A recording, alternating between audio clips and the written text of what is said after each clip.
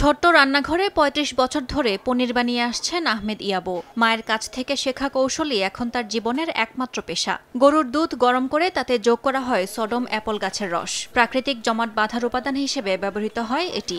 আধ ঘন্টার মধ্যেই তৈরি হয় স্থানীয়ভাবে জনপ্রিয় ঐতিহ্যবাহী পনির।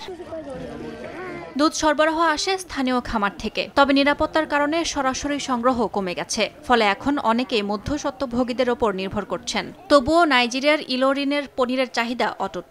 উৎপাদনকারীরা জানান পর্যটকরাই তাদের সবচেয়ে বড় ক্রেতা। আমি ছোটবেলা থেকে এই কাজ করছি, বিয়ের আগেও করতাম। সবাই এটা খেতে পছন্দ করে, ভ্রমণকারীরাও নিয়ে যায়। অন্যদিকে নাইজেরিয়ার শহুরে এলাকায় পনিরের স্বাদ বদলে দিয়েছে আধুনিকতা। উওর রেস্তোরাঁয় এক শেফ এখন মোজরেলা চিজ ব্যবহার করেন পিৎজা ও পেস্ট্রিতে। এলাকায় মোজরেলা চিজই বেশি জনপ্রিয় বলে জানান তিনি, যার কারণে পিৎজা হাট আর রেস্টুরেন্টের পরিমাণও অনেক বেড়েছে। কোয়ারা রাজ্যের ব্যস্ত বাজারে এখনও জমজমাট স্থানীয় পনিরের বেচাকেনা। ব্যবসায়ীরা বলছেন প্রতিদিন ২০০ থেকে ৫০০ হাজার নাইরা পর্যন্ত বিক্রি হয় এই পণ্য। কেউ ভাজা পনির খেতে পছন্দ করেন, কেউ আবার রান্না করেন ঝোলে বা স্টুতে। মাংসের দামের কাছাকাছি হলেও পনিরে পুষ্টিগুণ বেশি, তাই মানুষ এখন এটা দিয়েই রান্না করে বলে জানান বিক্রেতারা। ইয়াসমিন অনন্যা, সময় সংবাদ।